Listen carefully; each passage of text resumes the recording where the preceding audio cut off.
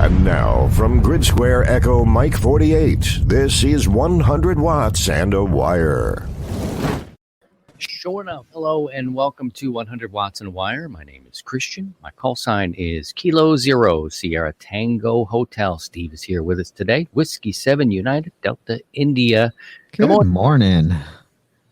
How are you doing? Just happy and excited. It's Saturday, one of the most anticipated days of the week. I know everybody looks forward to Friday and getting off, but you don't get the full Monty of the full day off. So I think Saturday, and we get to share with the people. And this is a ham radio talk show. Every Saturday morning, we're streaming live to YouTube, and the audio is pulled for our podcast, which has been going since 2015. If you're new here, maybe drop, say you're new in the chat. We'd love to meet you and all that fine stuff. Poke around the channel. If you like it, please subscribe. Click the notification bell, and you'll know exactly what's happening whenever we do things. So, big show today. We're going to be learning more about the Expo, which is coming up this month. And we're going to have a guest from Israel, which is going to be cool. Eric, who started the QSO Today podcast and the QSO Today, what's it called? HamExpo. HamExpo. He's 4Z1UG. And today we'll get a closer look at the Expo. He's making the rounds, and we're happy to have him here, probably coming up in about an hour's time. So we're working on the time exchange. So Steve and I will probably do something a little different today as we will shuffle. We'll shuffle as we go. You want to know my big ham radio project of the week? ICOM released these new updates for the 9700 and the 7300. And 7300 is fine because I don't have anything programmed into it.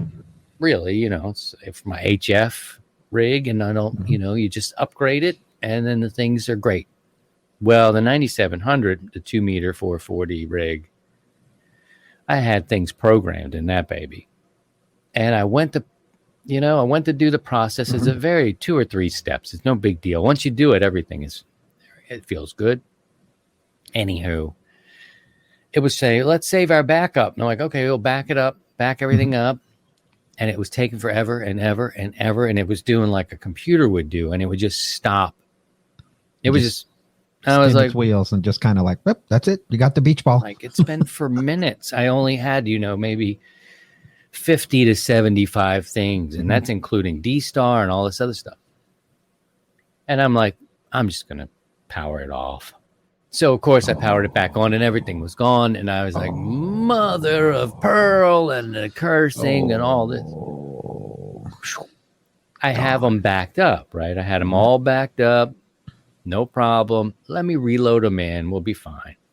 Go to reload them in, and what happened was, it's a RT systems that I like for programming the radios. And I know how to do it manually, and I think that's important. We've kind of mentioned that on the show before. In the MCOM world, you really need to know how to program your radio. Does everybody know how to? I don't know. But, I also use the software. And if I'm going to a different city, I might just do it, put it in. So anyway, ICOM doesn't really tip their hand to any of these software developers that they're going to make a change. And that's what happened. So the software wasn't really ready for the upgrade. And I kept getting a cloning error. And I'm like, what is wrong? And I'm uploading and downloading, reinstalling. And I'm like, what is going on? I wrote them a letter, and they were very nice. They were just like, we didn't know it was coming, and we're working on it. We're aware of it.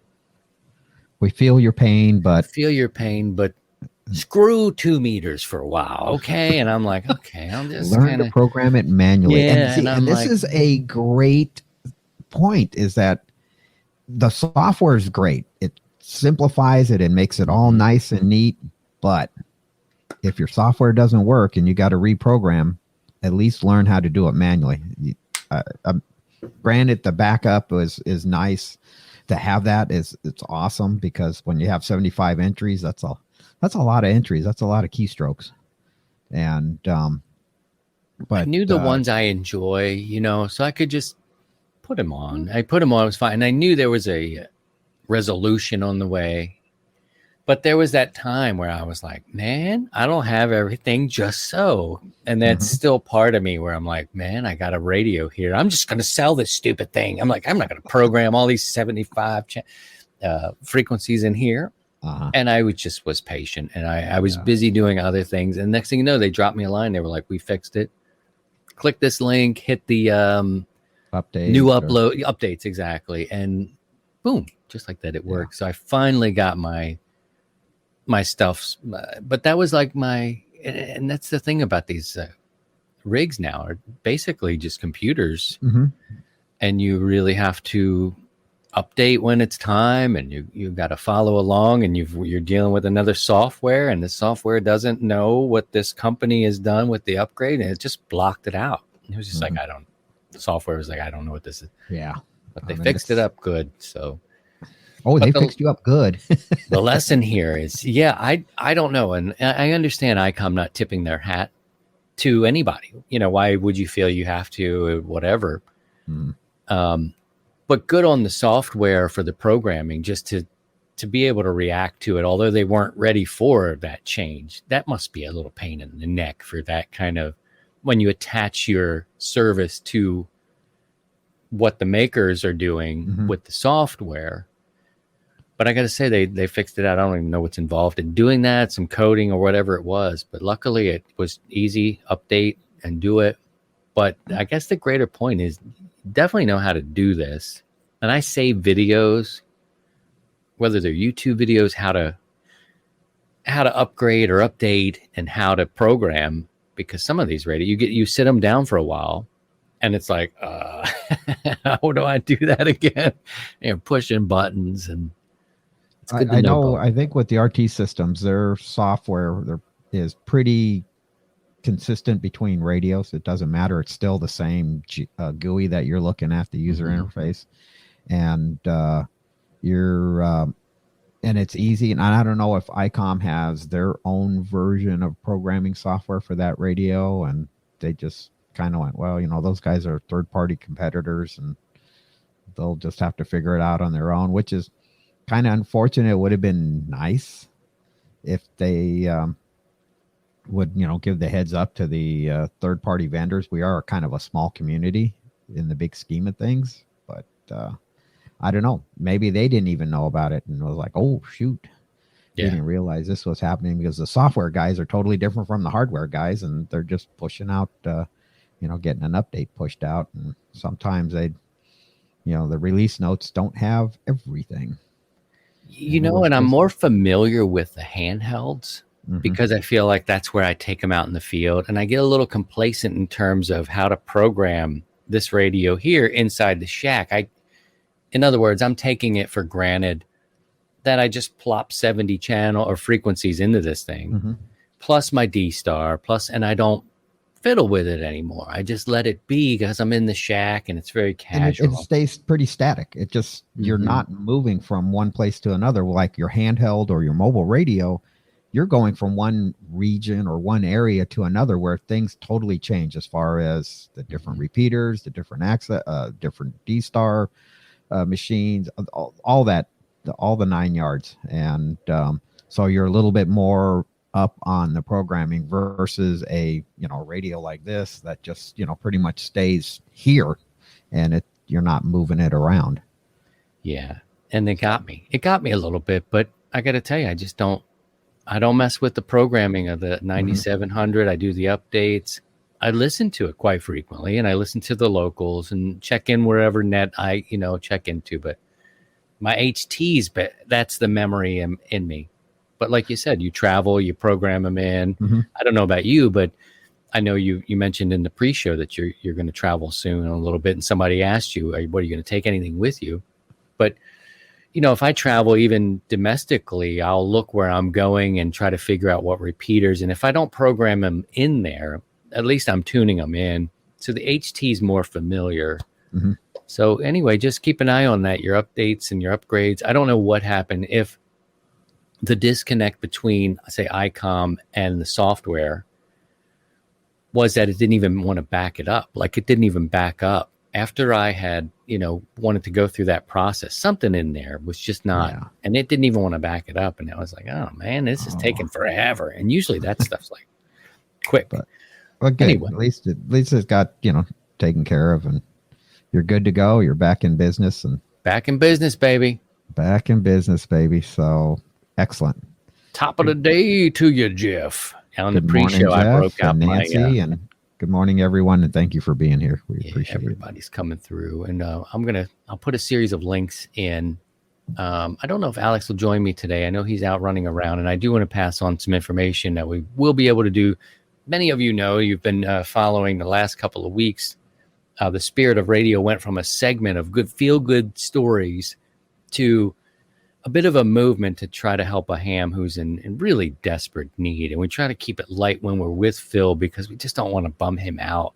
There's enough going on in his life than to have some sort of marathon or a telethon or a radiothon or streamathon going on where he's the focus of this urgency. But we sent out press releases this week, and I want to get this message out to so many clubs. I'm hearing there's 2,000 clubs in our country alone. They've got newsletters.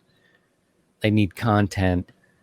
And the ARRL does have a link on their website for clubs that you can look up. But, there's only so many of us who are pushing out. So I do want to encourage you. I'll put a link in the chat here. And I know we've got some moderators with a link too. If you think you can help, you can pick up the ball and share it. If you want to contact me, I can put that on the screen as well. I can email you the press release because I can't just stick it here. But some good people really working hard out in front and behind the scenes.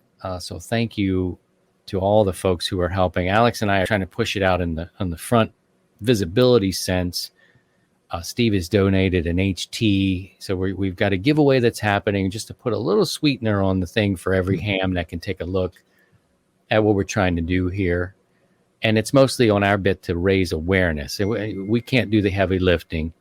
If you got to check it, Steve, go ahead, buddy. I don't. It's real life here. I think I had an idea, or you're getting paged, but I got to say thanks to the people who we're meeting every day.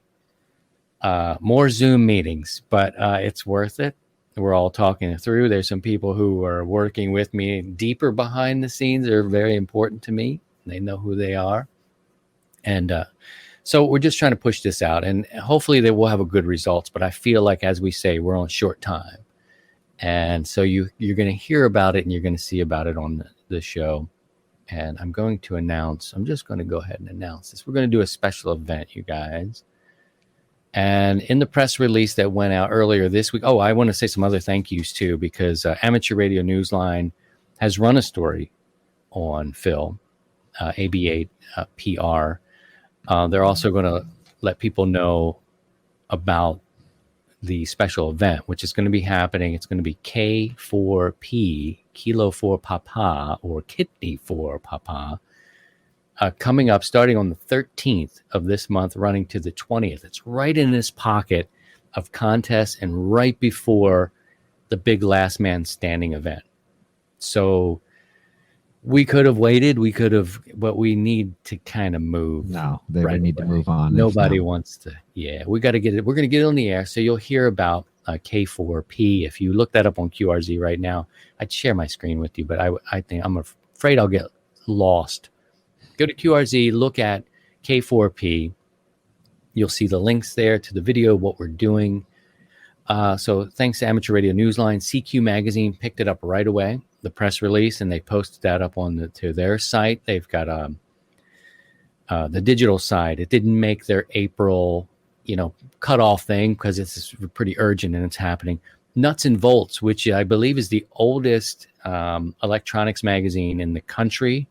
They have a subscriber base that they send out to 25,000 people.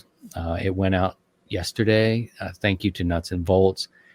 Thank you to Neil at Ham Talk Live. He talked about it on Thursday evening on his show.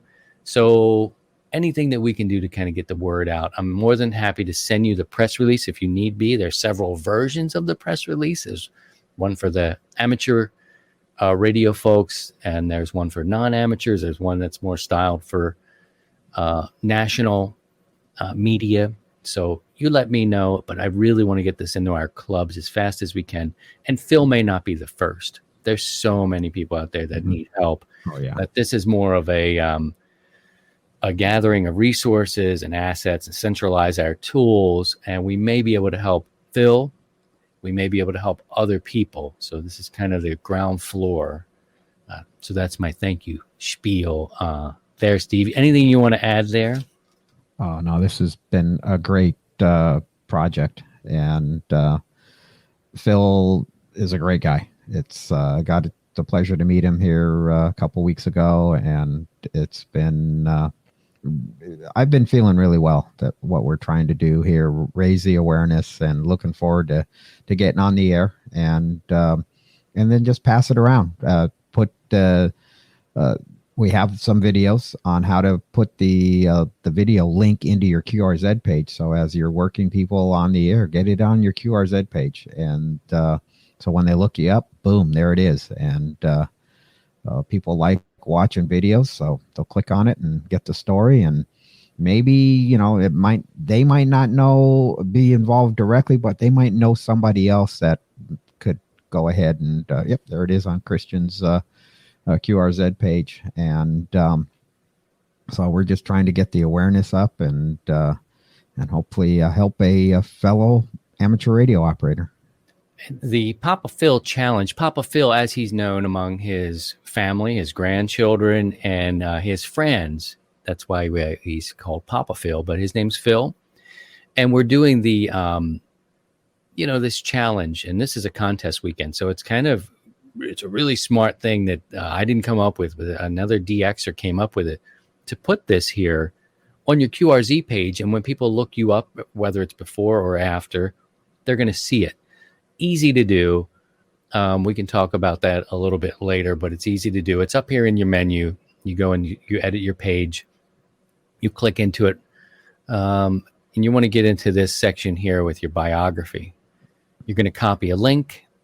Put the link is already in the chat there. And what you're going to do is pick a spot here in your page and click this play button. It's kind of hidden in here in this mess, but this is for YouTube. And you'd stick that link right here. And you'd hit OK. I've already done it, so I'm going to back out of this and make sure you save it. And bit of bang, bit of boom, there it is. Bang and a boom and a boom, and it's there. It'll be on your page, and it's something quick and easy to do. We've also got the giveaway for the battery box, which was donated to this effort by a ham who was actually given his kidney and is doing fine and was back to work within a month. He was climbing telephone poles, Steve, after he gave his kidneys, and he's a big advocate for Share the Spare. But there's Phil there. And his video, take the time to look at it. It only takes one. And to sweeten the pot a little bit, we're giving away the battery box. You can enter at Phil's website.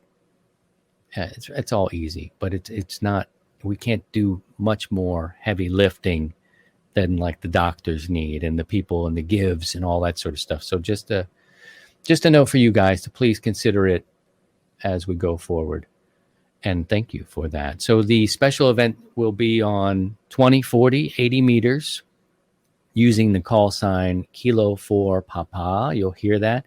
Please work us. We're raising awareness on the air. It's good. We need to be on the air anyway. So get yourselves on the air, work these stations. Stations around the country will be working. I'll be working. Steve will be working.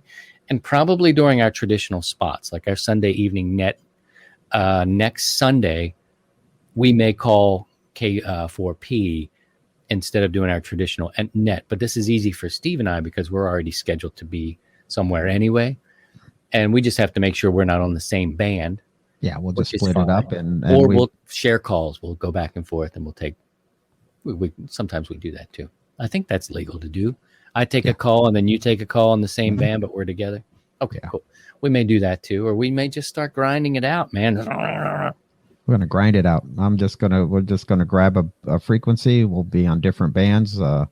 hopefully we can work multiple bands. If the propagation might be good, we might be able to do a little 15 meters. Yes, 20. Steve We're is having like the time change, so 20 is going to stay open later into the evening. This is the kind of thing where Steve is like, out of my way. And yeah, I'll swing the beam around to Japan because in the evening, we'll get the JAs. We'll have a certificate, and a QSL car will come later on. But it's all happening, friends. And if I were near QRZ and I were you, just look at the website K4P on QRZ, and it'll give you some more of the details. But thank you for the support and the time. I know we've been talking about it's heavy, and that's not always easy. It's like dealing with money sometimes. So how much you going to charge me for this, buddy? And it's like, oh, here we go. Here's the money. But we'll take a break. We're going to come back, and it's time for two stories. We'll get to that right after this. The ICOM 705 is your perfect QRP companion, as you have base station features and functionality at the tip of your fingers. But it's in a portable package covering HF 6 meters, 2 meters, and 70 centimeters. This compact rig weighs in at 1 kilo or just over 2 pounds. With RF direct sampling for most of the HF band and IF sampling for frequencies above 25 megahertz. It's got that large 4.3-inch color touchscreen with live band scope and waterfall. And the perfect accessory for the IC705 is the optional backpack. It's the LC192. It has a special compartment for the IC705 and room for accessories for soda activations or just a day in the park. Visit icomamerica.com/amateur for more information on all ICOM radios. And welcome back, friends. It's good to be with you again. It's Christian. My call sign is Kilo Zero Sierra Tango Hotel. And this is the portion of the program where we bring our friends in, Karen, KD2GUT, and Space Paul. He should have been a member of the band Kiss. I hear they're going to be a pretty popular band out of Detroit Rock City, WD9 GCO. Good morning, everyone. Good morning. That's an interesting hairbrush you have there, Karen. You've got the key. I have a key. I hold the key. I'm combing my hair with the key. It's going to get me, it's going to start my engine for the news. Now, you always leave a little morsel of information in your backdrops there. And I'm like, I will wait for it. I will let you reveal what's happening, but it's good to have you both here today. And Paul, I like your background as well. It's kind of like you're doing free floating correspondent work. And Karen is definitely talking about trying to get you up there somewhere off of this. He's been up there. Well, he's been up there since I've known him, but we might get the body to follow the mind at some point. So everyone knows the format here. We bring two stories to the segment, one that you may have heard or maybe need to hear of, and one lesser known story. We'll start with Karen this week. Yes, we'll start our engines, so to speak, with this one, Christian.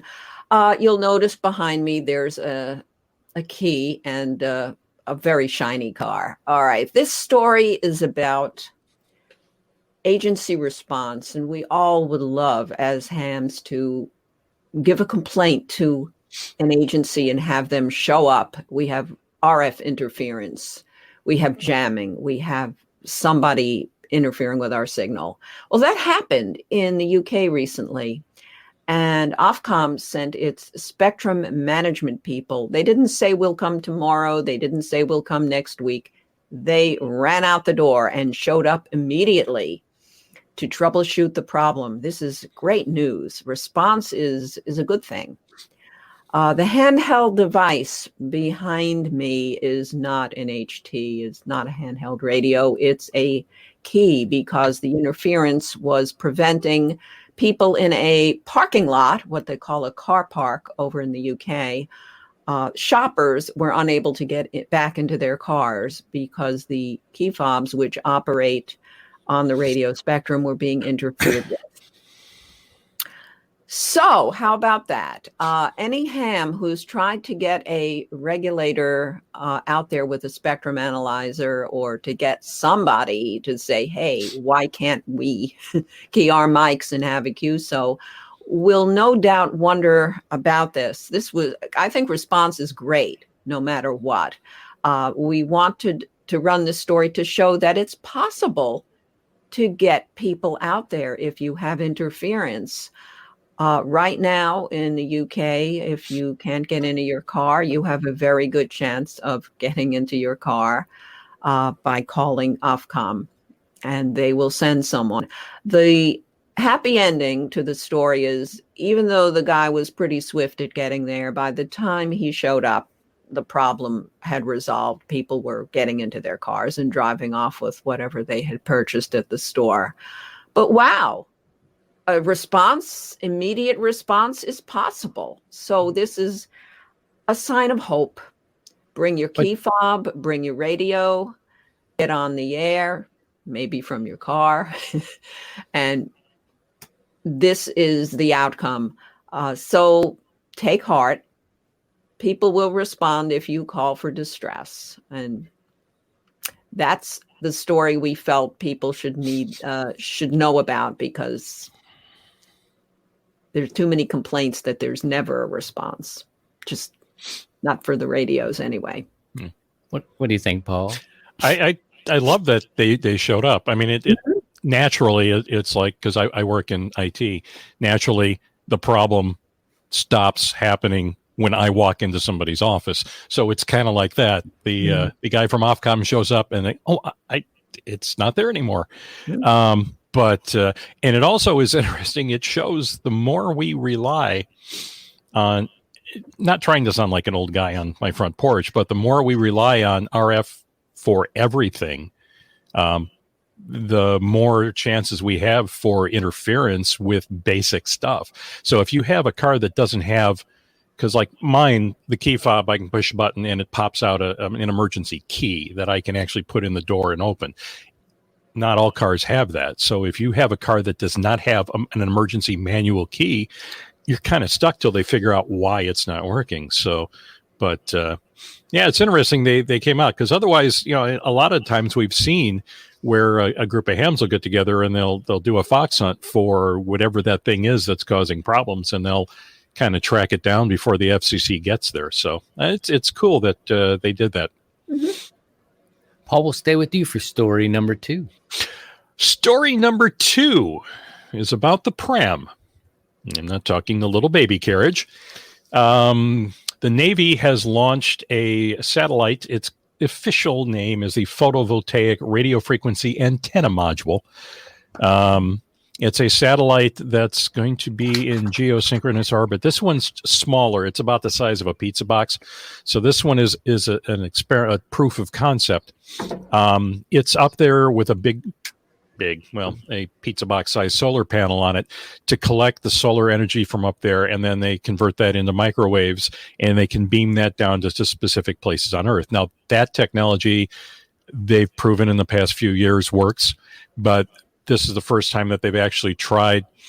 And what the advantage of this is, it can collect a lot more of the sunlight that has the blue rays in it, which have a lot more energy in them. Then by the time it gets down through our atmosphere and everything, it gets really, which is why the sky is blue, because it tends to filter out the blue rays as they're coming down. So the sunlight that we get down here on the surface is not nearly as effective as the sunlight that's up above the atmosphere. So the idea is, if this works out in testing, they can put up a much larger satellite, because up in space they can scale these solar panels up very large because they're not worried about gravity. And they can then set up receivers, and they can beam to specific places on Earth that don't have that don't really have access to a power grid. Or, for an example, something like Texas, this recently, that their power grid went down and they isolated themselves and they weren't connected to anything else. In an emergency, if they could get a portable receiver in, they could shoot some power down into a critical area and help get things back online. So, and I did some reading on this tech too. It's not that they just randomly beam microwaves down at the Earth, which is not necessarily good, but the receiver has a target beam. It sends a very focused beam up to the satellite, and it says, "I'm here." The satellite sees it and goes, "Okay," and then it steers the beam specifically to that location. So it's very targeted, and there's a lot of possibilities. I mean, in a way, it's kind of like the Starlink thing, where you've got all the satellites surrounding the Earth that will provide internet to a lot of areas where they just cannot run wires, and wireless is too far. So it's a similar concept. It is going to help provide some global power. What do you think, Karen? Well, yeah, first, when I heard of this, I thought, hey, this is going to revolutionize field day. Not quite, but that's an important point, Paul, that you can't just go out there and catch some rays, as they say. This is proof positive that amateur radio operators are making a great contribution. Paul Jaffe is one of the architects behind this, and we have reported about him before, and he's one of the main guys on this project. So bravo. Good for amateur radio operators to show how they can continue contributing when they're not on the air. Absolutely. We'd like to hear your comments. You can post them below and put them in the chat. We'll read those. Anything that we need to share, we can pick them up and bring them in next week. My thanks to Karen, KD2GUT, and Paul, WD9GCO, for bringing the news. You are welcome. You guys have a great weekend, Always and we'll good. see you again soon. Take care. Hey, 7-3. Let's take a minute to talk about what I feel is the most beneficial deal in ham radio today. It's when you become a sustaining member of 100 Watts and a Wire. Here's how it works. When you donate $25 or more, you will become a sustaining member for a year. And during that year, you get discounts from participating businesses. It's a win-win-win. The show gets your support, you get the discounts, a little more money in your pocket for your next project, and those businesses can earn your trust. Visit 100wattsandawire.com, click the Sustaining Membership tab to learn how you can support the content you enjoy. And thanks. And hello again, it's Christian, K0STH with Steve, W7UDI. Welcome to 100 Watts and a Wire, the flagship show. Been around since 2015, but new to YouTube. And if you're new, let us know. Put your name in the chat, or new in the chat. We'd like to meet you. Subscribe, click the notification bell. 4 live streams a week. Yeah, I went a little crazy with it, but the radio guy in me is used to 5 or 6 days of being on the air for 5 hours. So doing the live stuff is kind of in the blood.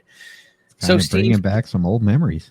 Yeah. How is the comments in the chat? How's everybody doing? Everyone's doing good. Then thanks for all the joining us today, and appreciate everyone being here. And just kind of like listening to that first story with the car remotes, and kind of remember garage door remotes were having that same problem.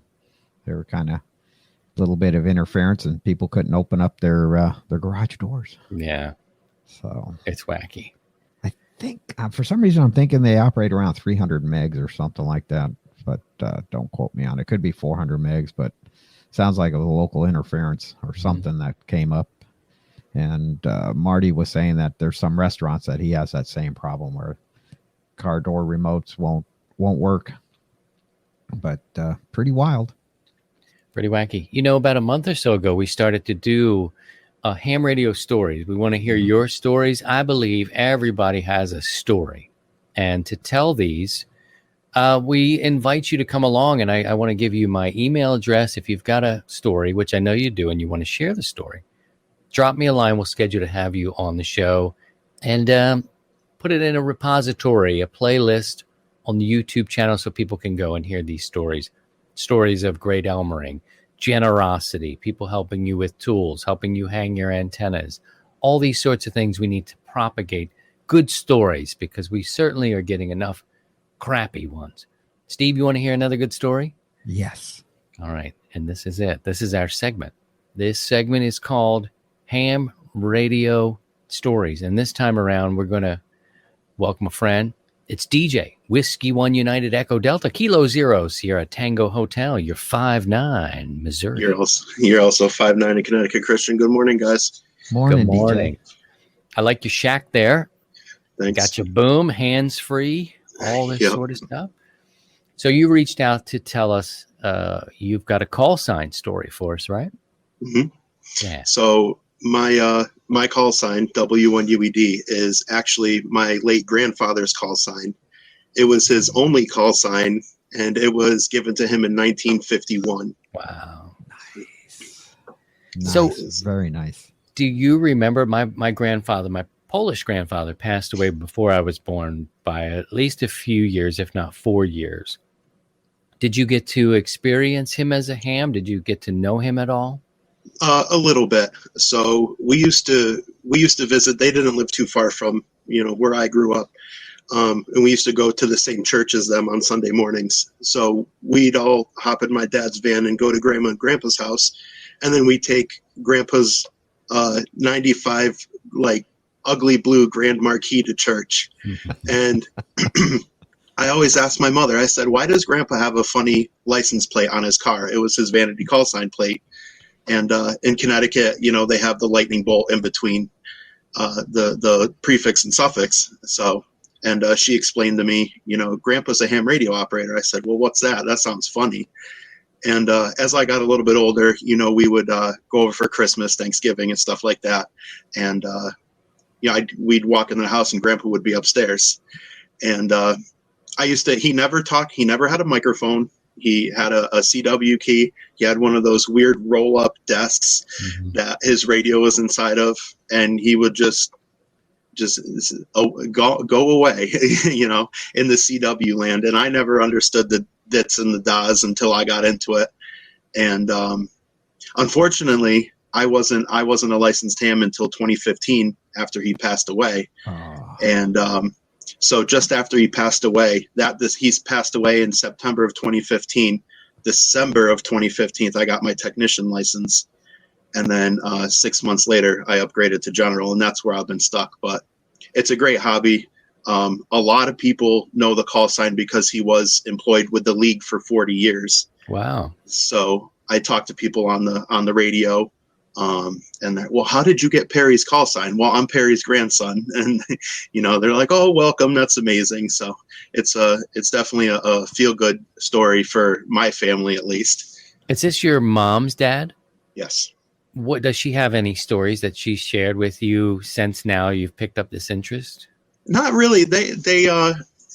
I didn't really have any other, like, my mom's never really told me any stories. My mom kind of, moved out young, started, family and stuff like that. But we always, and on a side note, my uncle, who lives in France, I have an aunt and uncle who live in France. My uncle Olivier is also a ham radio operator. And I think my grandpa had something to do with that, but, Sure. So he enjoyed code, and you hinted that you may have picked it up too. Is that something that you like, or are you more into the voice? I'm more into the voice. I know how to do my call sign, and I know how to do my name in CW, and that's it. Well, that's good. That's more than most people do. Steve, what do you want to know? What do you want to know about DJ? Did Grandpa ever talk to you about the hobby, or to you, or? Not really. We didn't really talk about it. So I started out in CB radio, and we never really talked about it because I was like, oh, well, he might not be too happy that his grandson could possibly be doing, something that he didn't really, he was very ham radio. He was not CB radio at all. So, like most Elmers are, so yeah, we never really. Yeah, we never really talked about it, but okay. I was just kind of curious. And then, so you got your ticket in December of 2015. How did you figure out that you now can get your grandfather's call? Did someone kind of point you in that direction, or you kind of found out on your own?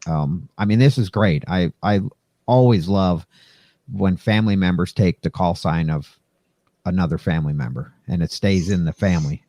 Right. So I did a little bit of research on the league's website, and I looked into it, and after he passed away, I had just applied for it. I didn't, I just applied for it. I waited the 18 days. The FCC came back and said, "Hey, you have to do this, this, and this in order to receive this call sign." So after I was, it was not canceled yet. What I had to do was I had to send in a letter from myself asking to cancel the W1UED call sign. And I sent in a copy of my grandfather's obituary, which just happened to have my name in it. So I think it was like 2 weeks after. Helped you. It was really, they're the ones that kind of pointed you in the right direction procedurally. And that's fantastic. So I waited, I think it was another 2 weeks. I waited for them to cancel it. And I would check every day, like tracking a package, just refreshing the page every day. And it finally canceled. I applied for it that day. And then another 18 days later, it was in my name. That's great. So how's it been using your grandfather's call when you first started using it? People kind of going, "Hey, you're not your grandfather." And right. So I was, how was that? It's actually, it's fun, and I enjoy it because there's a lot of old staffers from the league that still are alive. And there's a couple repeaters locally that a lot of them talk on, and a lot of them use 2-meter simplex or 2-meter sideband rather. So I was actually doing the VHF contest a year ago. Yeah, a year ago. And I was in my truck. I was a rover station. And a gentleman who lives not far from me, probably about 50 miles or so, he goes, he calls me and he goes, "You have a great signal." He goes, "Well, how did you get Perry's call sign?" I said, "Well, Perry is my grandfather." He goes, "Well, that's just amazing." He goes, "I used to work with your grandfather at the league." He said, "We were very good friends." And, there's been other people like they do the AM rally. Mr. Bob Allison, who works in the lab at the league, he does the AM rally on the Gates transmitter there. And just a few weeks ago, they did the AM rally, and he totally stopped the AM rally to talk to me. So it's really cool. I live not far from the league, so I'm probably only about 15 minutes away from the league. So it's before COVID, it was a nice quick trip to go hang out with the people there. And so now you're getting an insight of your grandfather that you didn't hear about from family members or from him because it was kind of work related. And and this is fantastic. And this is what's so great about it. Now you get to hear, the type of person your grandfather was in the hobby here and what people thought of him. And this is just fantastic. And the things that he fought for in ham radio. He worked as their Washington coordinator. So I remember him when I was young, when I was real young, he would spend, 2-3 days a week in Washington, D.C., actually fighting my grandpa. My grandpa was a big proponent of the vanity call sign, stuff like that, not charging a fee for a vanity call sign and stuff like that.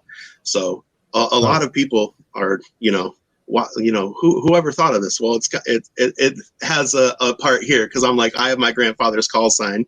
And, he's the one who fought for me to be able to have his call sign. That's fantastic.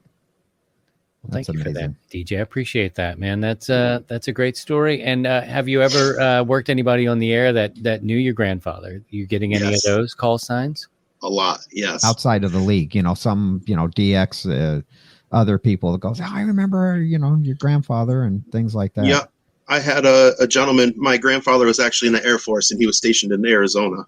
And there was a gentleman that I spoke to in Arizona on 20 meters one day. And he said, I just checked the logbook in his paper logbook. He goes, I haven't heard this call sign in 30 years.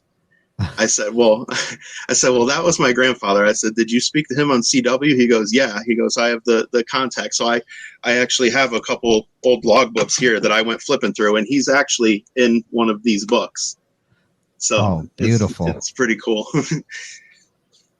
Well, good. Use that call sign well. I hope to work you on the air here soon, DJ. We keep trying for the net. I work third shift, so we when we have a night off, we try for the net. But we're kind of deaf out here in Connecticut. Oh, we can set up a sked, as we say in the business. The sked. We'll set up a schedule. Let us know. We'll come work you. We'll find a spot. We'll find you. Alrighty. See what we can do. Sounds good. Thanks for having me, guys. All right. Take care of Thank yourself, you, man. DJ. Thank you. It's good to see you. Thanks for coming by. 7-3. Let's take a minute to talk about what I feel is the most beneficial deal in ham radio today. It's when you become a sustaining member of 100 Watts and a Wire. Here's how it works. When you donate $25 or more, you will become a sustaining member for a year. And during that year, you get discounts from participating businesses. It's a win-win-win. The show gets your support. You get the discounts, a little more money in your pocket for your next project, and those businesses can earn your trust. Visit 100wattsandawire.com, click the Sustaining Membership tab to learn how you can support the content you enjoy. And thanks. All right, we're going to move some things around a little bit differently. We've got a guest coming on at the top of the hour. We're going to talk about the Expo, so that's exciting. Eric's going to join us from Israel. That's awesome. But so we'll bump up and answer some questions, or at least we'll try to answer some questions, Steve and I. So you ready for this? Let me get your glasses out. And remember, if we don't know the answer, that's going to be just fine. And we'll do a little bit more research. We'll figure it out. Somebody will know. Okay, let's start here. Paul says, I have a trailer hitch antenna mount. The mast is 34 feet. Should I run the antenna wire over or away from the body of the vehicle? Is it safe to transmit from the tailgate under the antenna?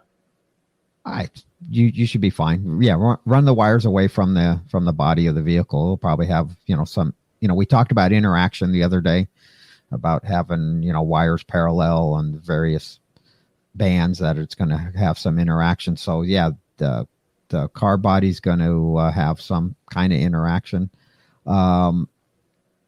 As far as so run the wires away as possible. So not over top the vehicle. Well, you can kind of go over top of it, but just try to get as much separation as you can. As far as operating, I think if you're, under 100 watts, you should be fine. We also have our RF exposure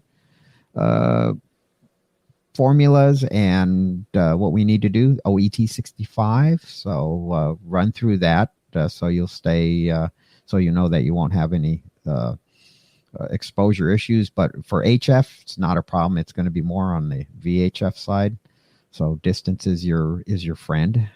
So I think you'll be good.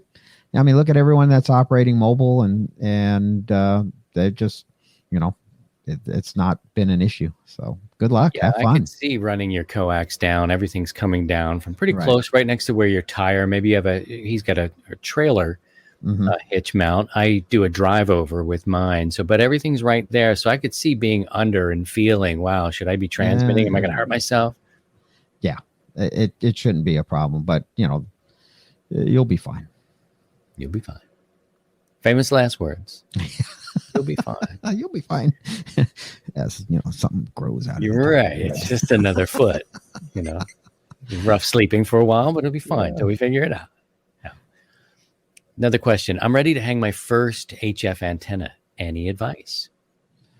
Get it as high as you can. Whatever's practical, whatever you have, just get it as high as you can. That just helps. If it's low, it's going to end up being MVIS, and your range essentially is going to be limited. But the higher you get it up, that will help on reducing RF back into the shack and causing those issues. And then it will help, reaching out and chat with, people on the other side of the world. We're starting to come up in the propagation. We're on that up cycle. So, but for the easiest is just get it as high as you can. That's practical. Your situation is totally different than your buddies. And then what's different between Christian and I. Christian has lots of trees, and so he has lots of options on that. My setup is I have an open field, and basically it's everything off the tower. for me. Yeah, speaking of buddies, it might be a good idea to, if you're part of a club, invite a couple people over, buy a pizza, maybe a couple of beverages, give it, and sometimes it's worth having an extra set of eyes just to, to talk about direction if you have trees and what you should maybe think about, or is there a better option? And then what has worked for your local guys, because every area is different. And so ground conductivity is different for me versus Christian and you, and finding out what works the best and what people have had success. If some guys are saying, and you kind of get a feel for if a number of guys are saying, we've been doing really well with the G5 RV at 45 feet, and it seems to work pretty well. I'm always talking to someone in Europe and on 100 watts versus someone tries to say, oh yeah, I threw up a end-fed long wire and it's hasn't been doing that well. But if you kind of get a feel for this is what's working pretty well, then try it. Try not to reinvent the wheel and see what will work. It's not guaranteed, but at least try to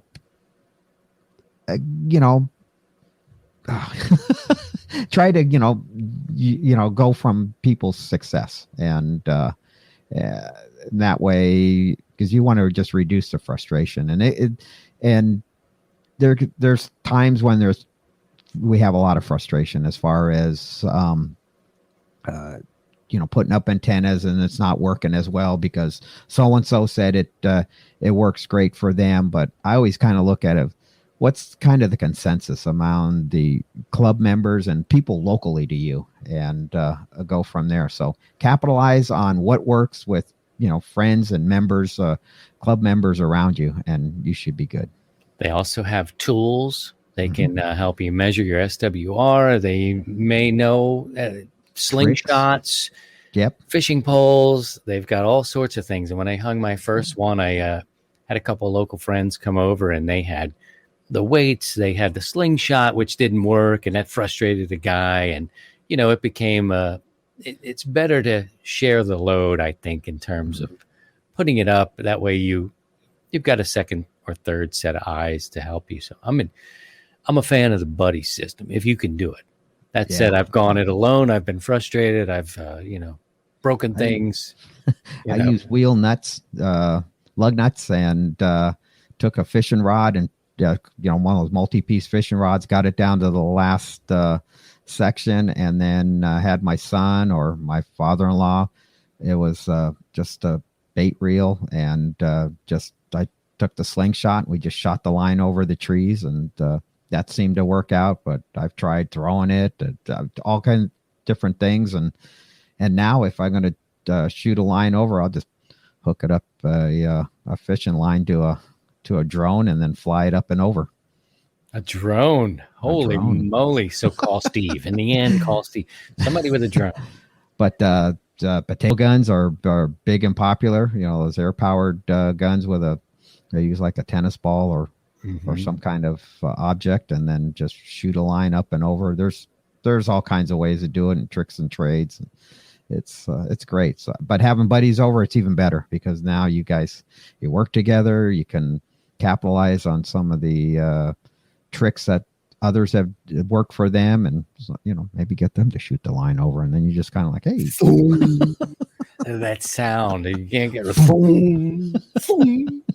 where did it go? It is like, then you go find it. Oh, if you're going to use like lug nuts or something, weights or something like that, kind of paint it orange so it stands out. One time, quick story, I tried several things. My main thing is to put the nut on the end of a fishing pole, and I've gotten really good at doing that now after hundreds and thousands of attempts and Christmas trees full looking of broken line and shiny things and trees. I'm like, oh, my wife is going to kill me. It looks pretty in the snow. But anyway, I was out there with my oldest one time, and I managed we had some bricks with holes in them. So I put part of a brick in a rope and I'm swinging it. I thought I was an arborist or whatever. Meanwhile, when my daughter's over here, and I went and I threw this thing up, and as soon as I let it go, it was just like, oh no. She's reading a book and I'm running after this thing because I'm like, and it didn't hit her, but you got to be really, it was in my mind, way close enough. And I'm like, okay, baby, you're going to just be behind me now. Daddy doesn't know much about what he's doing. So be careful. It might be better, safer if you went in the house. Dad's a loose cannon right now. Don't tell Mom about this, okay? She was little. Everything was fine. Oh, my gosh. All right, let's see what Josh, we'll do one more here. Josh says, the FCC requires that you ID every 10 minutes of transmitting and when you sign off. So if you're on the air or using a repeater, and announce your call sign and wait a few minutes for someone to come back. If no one comes back, do you need to announce your call sign before you go off the air? Or can you just shut down since your last transmission a few minutes ago contained your ID? I just shut down. Yeah, I mean, if nobody's listening, nobody, you know. You said your call sign. It's hard to know who's listening. This is one of those. There's a lot of debate on that. Do what's right. Do the right thing. You can, and I kind of in the option that you can't over ID enough, but there are others that they slam me because you're IDing too much. Like, okay, that's fine. You operate your station your way, I'll operate it my. But there's a lot of debate on that. There's people saying, "Oh no, you don't need to." Hey, Christian, how you doing? We start chatting on say HF. We don't start with our IDs because people say, no, you need to run your ID at the end of your transmission. And it's like, okay. So how do you interpret that? You know, your first transmission is the end of your at the end of your first transmission or the end of the conversation.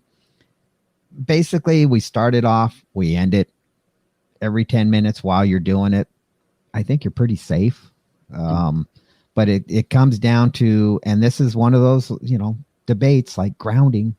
You ask 5 hams the same question, you're going to get 15, 20 different answers. And it's just, it just blows me away. And in your case here, I think you're fine. You threw your call sign out, W7 UDI monitoring. No one hears. No one comes back. I said my call sign. I'm done. Out of here. Move on. Next. Yeah. I tend to, I don't think I overdo it, but I definitely do it. And I think that's the gray area. I don't want any comeback. I'm just, I did it before. I think it's a personal thing. And then there's rules. So you need to ID properly every 10 minutes.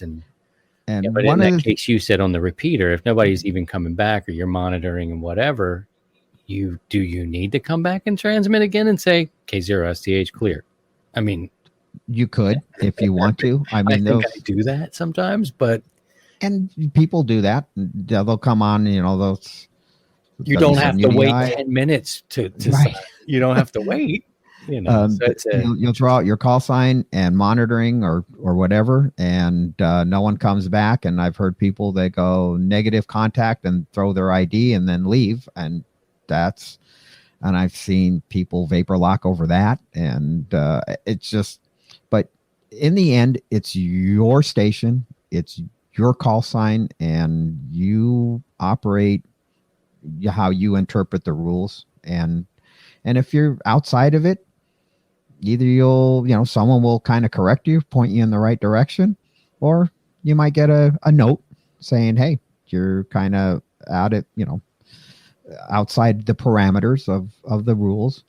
And when FCC was releasing a lot of enforcement letters a number of years ago, one of the things, the common trend that I saw was a lot of the enforcement issues at the FCC were writing warning letters or notices of violations.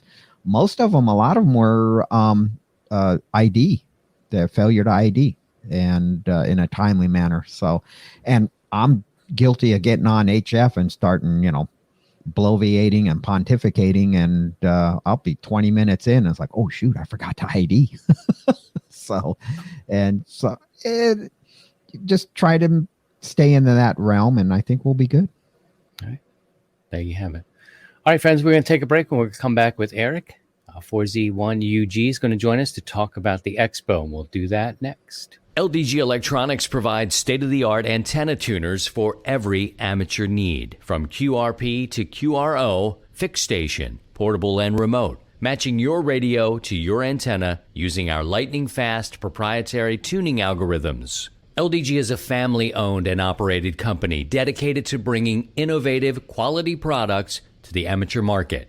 Our focus is on anticipating and meeting our customers' needs and providing them with world-class support as they install and use our products. All LDG products carry a full 2-year warranty that is fully transferable when you sell it, with no paperwork required. Support is only a phone call or email away. We're always here to help you. Visit us on the web at ldgelectronics.com.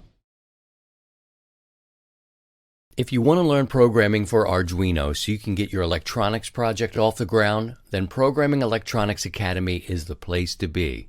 A membership gives you full access to a library of detailed video courses, including the Arduino course for absolute beginners. PEA has video courses designed for beginners that don't assume you already have a PhD in software design. If you're tired of just cutting and pasting code, visit programmingelectronics.com/100 watts. That's funny. You could tell I had a little bit of going on in the voice there. It's a great day. I'm so happy to finally meet you in, well, I don't know how. This is a little bit almost in the flesh. Almost in the flesh. I can see you. Almost in the flesh. I was just watching your commercials, Christian. You have adapted so well to video. I mean, I love the way that you do the commercials, looking at the websites and scrolling up the pages. It's amazing transformation for you. Are you going to come to the dark side? We are both podcasts. One, I admire your podcast. I've been a fan and listener for a long time and appreciate this work. I consider your work as these oral histories, and they're so important. You're talking to people that have done these things, and now you've got a repository of, one day people can go back and hear these significant contributions. So thank you for the work that you do. But are you going to come to the video side? Are you going to do this? I don't know. There's a side of me that says I should do that. But I can see the production, the whole production side is a lot bigger than me. And I already spend 10 hours a week doing the podcast, the audio podcast. So I can see that's amazing background that you have with the lava lamp in the background, and it looks like it works. It does. It works. Is this your room? Is that your room? It's there? My shack. Yeah, it's real. It's amazing. I'll knock over the lava lamp for you. It's real. It's real. And congratulations on what you've done. We're going to talk about your expo, and it's amazing. And I know you're making the rounds here too. As I try not to be too redundant in our questions here, but some things we should point out, because 16,000 people in 2020 is significant. You've got projections to hit 20,000 this time around, and you're going to be expanding. Not only is it coming up here in March, but you're thinking about doing another one in August. Let's back up. August 14th. We already have the date. August 14th. It's already happening. Right. It'll be the weekend of the 14th. Why did you want to expand? And answer that second. Why are you doing this in the first place?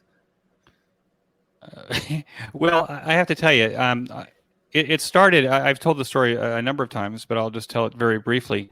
It started because I don't often get a chance to go to America to go to ham radio shows, and I wanted to go to Dayton because I wanted to do 4 days in May. I really like the, QRP ARC, and so I was ready to go this year, because usually when I want to go in May, there's a conflict, there's a holiday, or there's something that keeps me from going. So last year was ideal. And so I'm thinking I'm all ready to go, and I am about to buy the ticket, because I usually wait until a month or two before, because that's when the best deals for tickets are. And COVID comes and it closes everything. And so I start watching, and I'm saying, okay, Friedrichshafen's closed. It looks like Huntsville's going to close. So I got this idea. I was thinking, well, we've got to have a ham radio show if everything's closed. And so, and there wasn't anybody doing anything virtual. And I thought, you know what? I'm going to see if I could get speakers. So that's how I started. I actually sent a message to all of my former speakers or the former guests who, as you know, are usually people that publish and speak and write and all that stuff. And I got an amazing reply back from them that, oh, yes, we would be happy to do something virtual. And that's how it kind of, okay, now I have the speakers, now I need the venues. So we start looking at virtual venues. And it kind of snowballed into and then the problem was is I hired people to help me because I can't do it all by myself. And the people I hired are so great, and it is the COVID year and people are not working. So I said, I got to keep the people. Because they're great, and I like working with them, and I'm enjoying doing the expo, and so it's become a full-time business. It has 7 people working almost full-time in it, and we're offering services to other groups, not branded QSO Today, but branded by their. In order to be able to share the platforms and all the programming and stuff that we're doing. There's a whole bunch of software that's running behind our back end now that joins these platforms together, and so that's kind of how it's kind of turned into a 2 times a year. And then the other thing is that we discovered that we've got a large number of people that don't go to any conferences. But they can come, for $10, they can come to a conference that has world-class ham radio speakers. In fact, we have almost 90 of them this time. Wow. In 10 theaters running simultaneous. You guys will be there at 8 o'clock Saturday morning Pacific time with your show in one of our theaters, and we can take, according to the platform provider, we can take 100,000 people in our theaters. Wow. So. So we're excited to see how it works. And as I tell everyone, we're iterating, we're learning, we're making mistakes. Believe me, we're making mistakes. And every time we make them, we try to, how can we make it better? What can we do to fix it? So that, maybe by August we will have mastered it. Maybe not. Maybe we'll still be learning in August, what we're doing. Talk about the improvements that are intended to enhance the experience. Okay, so the last time we did it on the VFairs platform, and we did it there because, frankly, they were the only ones that replied to me when COVID broke out. There's lots of virtual expo companies. There's a lot more now because of the pandemic. But at that time, I couldn't get anybody to reply to me. And VFairs kind of had the right look and feel that I wanted. I wanted the outdoor parking lot. I wanted the main lobby with the people walking around. And I wanted the booths so that there's this eye candy, that makes it look like it's a real experience. What I discovered, though, I love the platform and the people are amazing to work with. The problem was I couldn't feel the people on the platform. I'm looking at the dashboard, and the dashboard says 14,000, in the middle of Saturday on the platform, but I didn't feel them. So after the August Expo, I started looking at other platforms to see what can I do, and I also started attending a whole bunch of virtual conferences to see what would happen. How do they feel? And so I discovered this other company called AirMeet. It's a new company. They're based out of India, and they're amazing people to work with as well. Their programmers have offered us all of their capabilities. So we have our API that connects our systems together with theirs so that we can create this experience. And the idea is that AirMeet has lounges, and the lounges have tables. And if you click on a chair in a table, then anybody that clicks on other chairs on the table, you kind of open up a conference like we're having right now. Right now I see me and you on the screen. If Steve joins, I'll see Steve too if he sat at the table. And so in our main lounge at the conference, outside of the auditoriums, is 200 tables of 8 chairs. Now, it might look like there's 6 chairs or 4 chairs, but you can still pull up to a maximum of 8 in each of the tables. So that's the first thing. So, for example, CW Ops is having a kind of a social that's going to start at 5 p.m. Pacific on Saturday, and it's going to go through the middle of the night all the way to 8 a.m. Sunday morning. And they're going to take 20 tables, and they're going to label them with their logo, and they're just going to say, CW Ops, come to tables 21 through 40, and we're going to hang out, and you can hop from table to table, and you can meet with your friends. And so the idea is we wanted to create this idea that there are people there, and you can see the people there, and you can click on a chair and talk with the people there.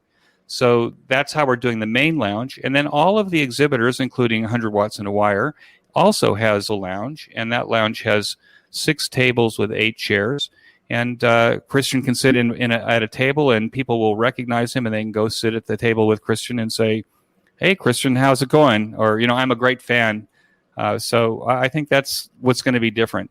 And then what we've done is we've taken software and we've created a portal so that everyone will get a unique URL that will be sent to them this week that will allow them to come in through this portal, and it joins the 2 platforms together. So it's kind of like a Dayton. You have all the expositions in one building, and you have the conferences in the other building, but you have a menu at the top that allows you to go between the 2 venues in order to be able to enjoy it. And that's kind of what we're doing this time. You had an interesting way of engaging the attendees with the vendors, but this year you've added a process for buying. What did you do to enable people to be able to make purchases at the expo? Well, this is Eric. Eric has a history of creating products for people that nobody wants. So, and I have a long history. I built a whole electronic business around creating products that people didn't want. So I did it again this time. I thought what was needed was an inbound call center system that I could give to distributors. How many seats do you want? 10 seats, great. I give to all of the vendors, and then put a buy now button on their booth so that if you pushed on it, you would do a video conference with somebody in an inbound call center at the vendor, and you could place your order. So you could talk to a real person. Well, it turns out that only one of my vendors wanted to use it, and at about $6,000, it was too expensive for me to put it in for one guy that was going to do it. So it turns out, I think that most of the vendors, if people want to buy something, can do it in their lounges. They can, hopefully they'll have a table, one of the 6 tables that says, buy it here, and go sit with somebody sitting at the table and, place your order if that's what you want to do. I think the other thing is what I've discovered is that there's the vendors that we have really want to, it's for them, it's about relationships. What they really want to do is get to know their customers. And if their customers make that sale, on Monday rather than over the weekend, then that'll be okay too. And so there's a button in the lounges that says, "I'm interested." It's a yellow button. And if you push on that, that will send the vendor a message that they'll say, "Oh, okay, I'll call this guy on Monday and we'll take care of it." So I think, for example, you'll see a Bigali key is there. And Bruna just wants to meet with her fans and the fans of her father's beautiful CW keys, and that's the reason that she's in the lounge. And I fixed it up so that she has some fans that are helping her man the booth, because her English is her Italian English is not terrific, but she'll be there, and some of her fans will be there to answer questions about Bigali keys. QSO Today Virtual Ham Expo, March 13th and the 14th. You had, I believe, 60 speakers the first time around. And I mean, that's a lot of topics. How did you find a balance in the topics? And this time around, did you find something you were maybe deficient on last year that you've boosted a bit? Well, that's a good question, Christian. The problem is I'm dependent on the speakers that reply.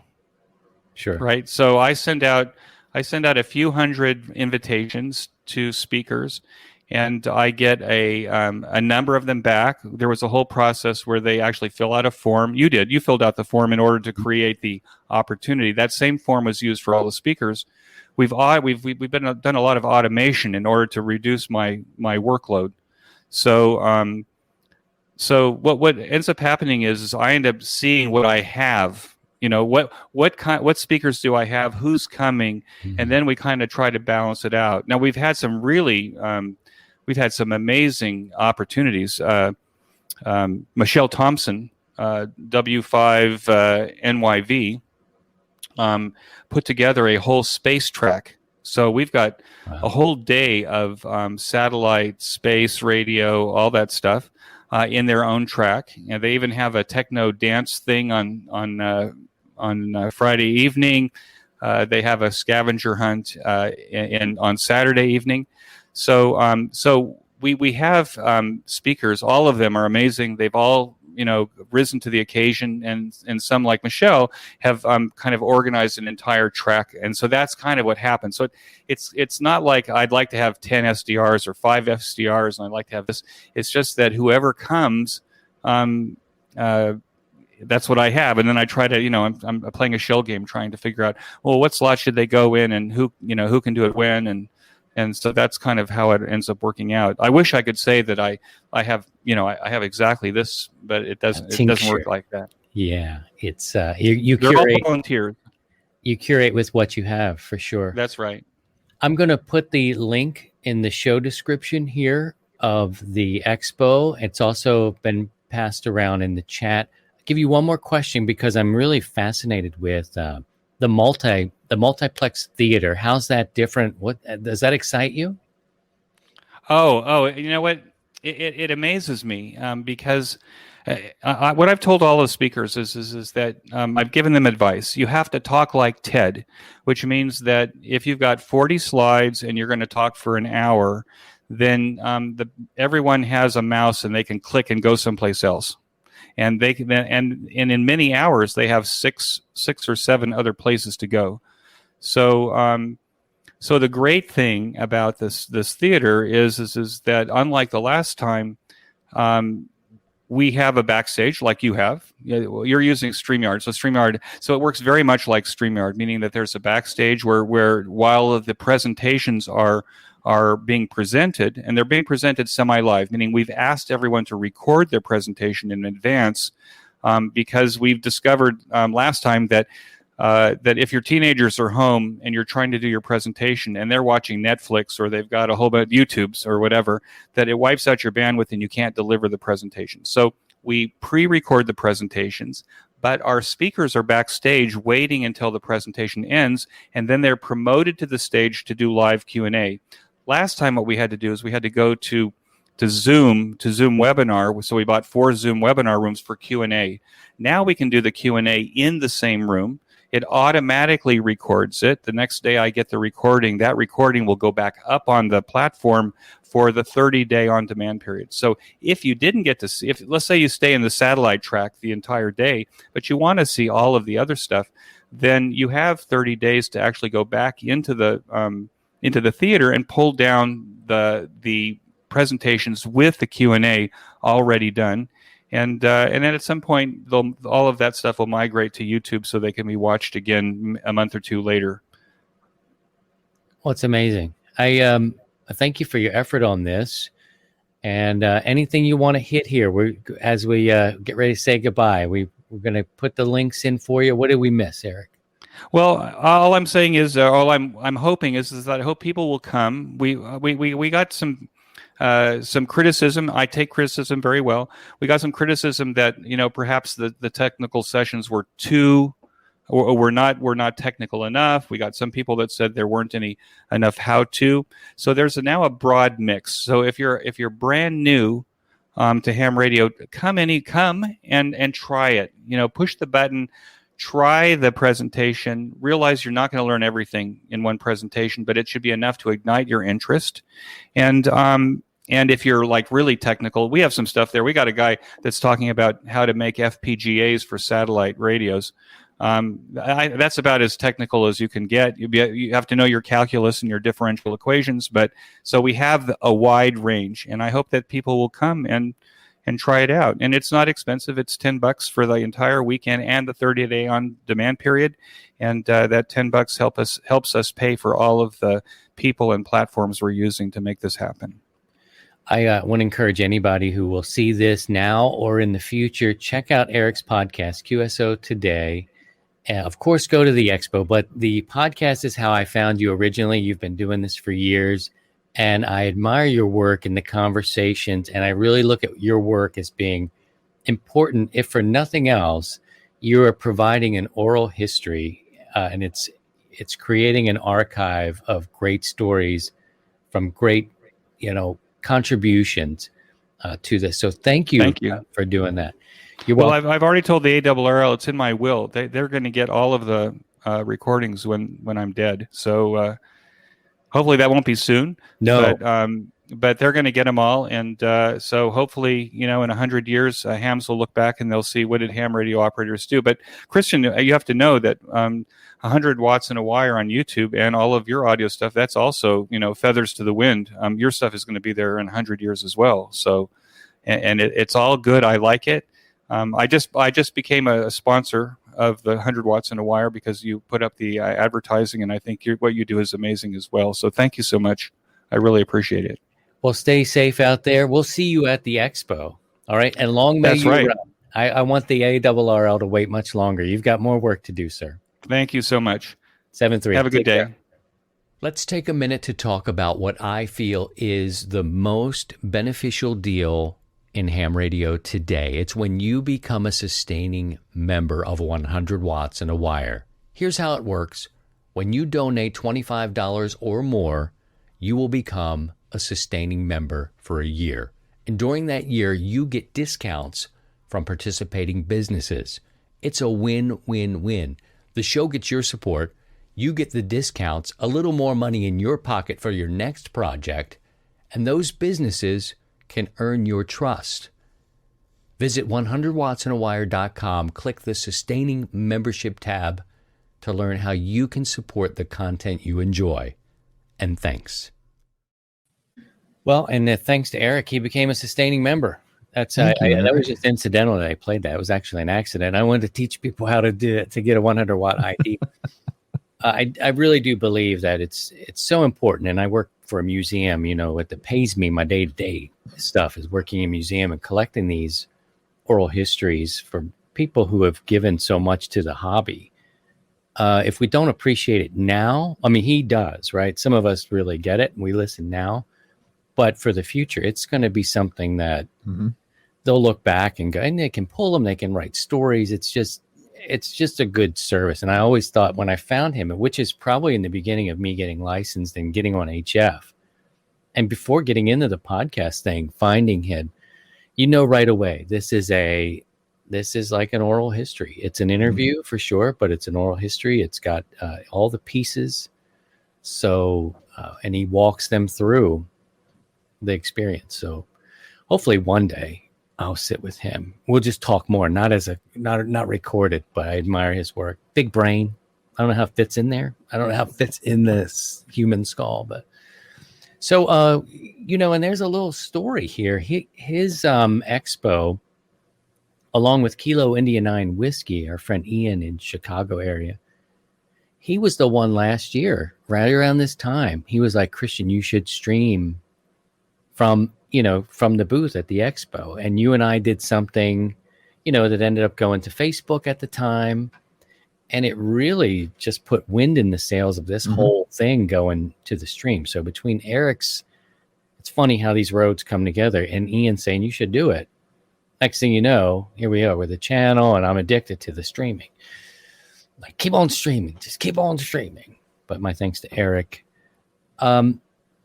You attended the Expo for a bit last year. I remember you were a little busy last year too. But yeah, I got a chance to attend a little bit of it. It was fun. It was so cool. Right, it's different. It was cool. It was different. It was like, wow.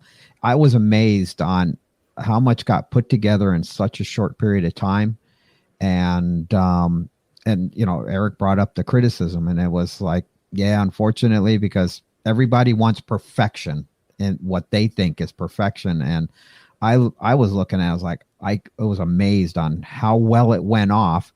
Yeah, there was probably a few little hiccups, but for as quickly it was put together. And I would have loved to ask and see, once I know Eric's really busy right now getting everything going, but earlier I talked about the new norm. And so once we kind of get back on it, and it was, talking in the pre-show, is what's going to happen. And I would love to see this continue on, even though we go back to, Hamvention, we go back pretty much to normal, but this is a great way to get vendors and manufacturers more exposure to people that can't travel for some reason. I remember during the last few years of my father-in-law, he couldn't travel to Dayton as much as he wanted to go. It just physically was too much to get on an airplane, to walk around. And as we have members in our hobby here aging, it makes it tough to attend physically in person. And now if this continues, this is a great avenue and forum for people to attend. Tom Medlin was one of those that started early on videotape, having live shots from Dayton. And so people could see what was going on in Dayton without going on. Eric has taken it a few steps further. Now you can participate in these virtual tables and gatherings. That's what going to Hamfests are. Is get together with your buddies, and now you can do it in the Hamfest environment. Yeah, you're not there, but still the spirit of it is there. And this is, I think, just great. Still a collection of people, and really was a nice bit of glue, I think, in the end. It was glue during COVID to kind of put something out there where we're all just sitting around and we could kind of go at it together. It was different. It was different enough to be interesting. And then when you got there, I was surprised at how many people were at the 100 Watts and a Wire booth, because we hadn't promoted it so much, but there was 16,000 people milling about. Exactly. And they would hang out. It became like this place where people could gather. And this year, he's thinking 20,000 people may come. Plus, they've added another one. So yeah, if this continues on, it could rival Dayton. It was certainly a good alternative. And if it's not, in terms of, there's going to be coming back. This is a whole topic we should put on our list of things to talk about. Like, when it is safe, when more people are inoculated, and, how will they feel coming back? Some older folks may have already seen their last Dayton, and if they're not too computer literate, they can get help from people to kind of get them into the expo. It's an interesting thing. It's different, but I listened and I attended. I was on the radio. I had my HF. I was in my place here. I'm very happy he thought this was all pretend. Yeah, it's so cool. I was going to knock something over, get a book. You were about to knock over the lava lamps. Like, no, look, it's real. Oh, damn. There goes the 9700 up in smoke. Yeah, man, that's a good point. I need to move that lamp. But cool. My thanks to him for joining us today. Of course, if you're new to the channel, please hit subscribe and give us a thumbs up. It helps with the algorithm and all that jazz.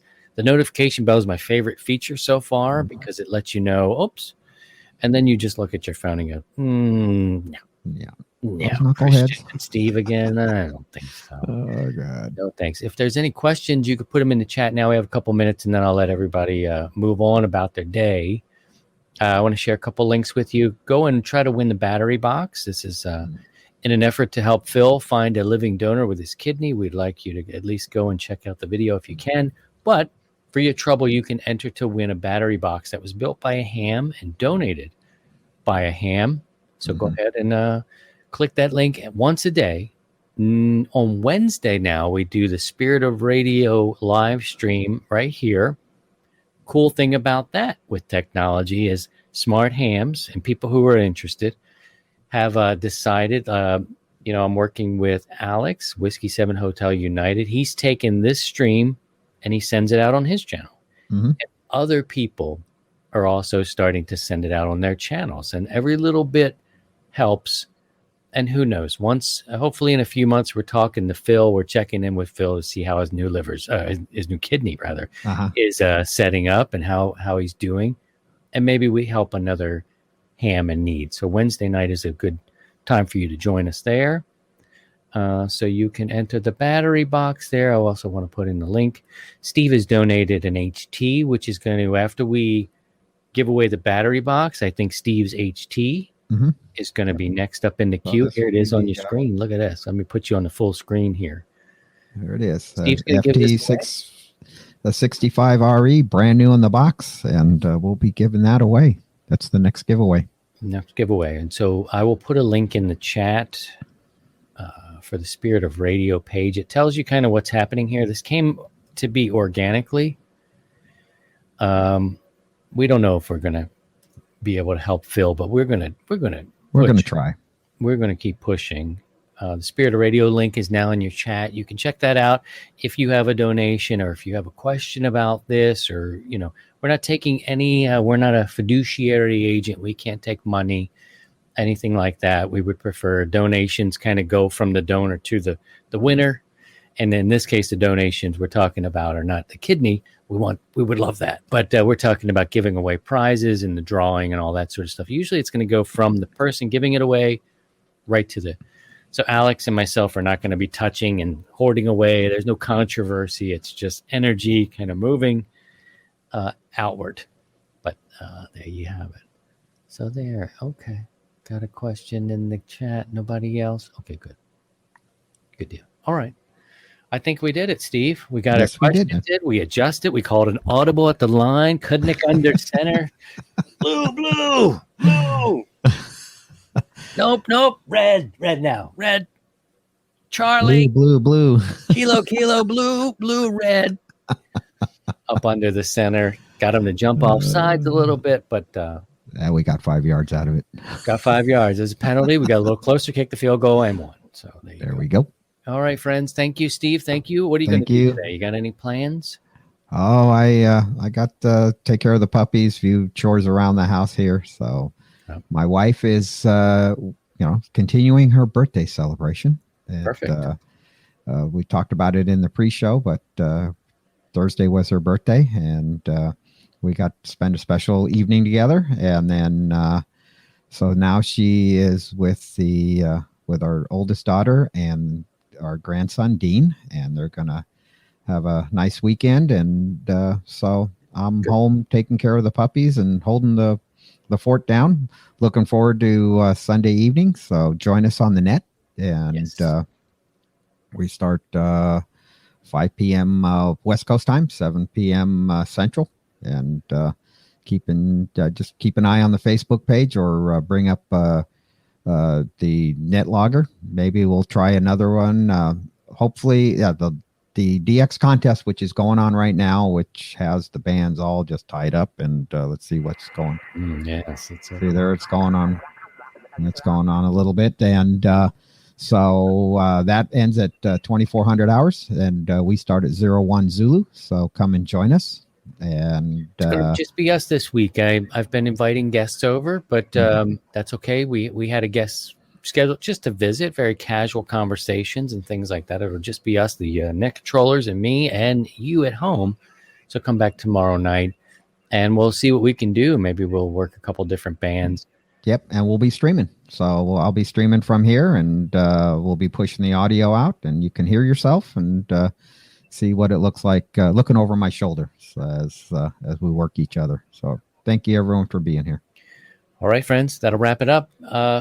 By all means, now take care of yourselves and each other. Thanks to everybody in the chat, everybody, new subscribers. We got a new member. Eric has become a sustaining member, which is awesome. And so check out that. Check out the expo. All the links and things like that are in the description of this video down below. It's worth checking out. You may just have a good time. Take care of yourselves and each other. And by all means, if you can, please try and stay above the noise. 7-3, everybody. To join the 100 Watts in a Wire community, visit 100wattsinawire.com.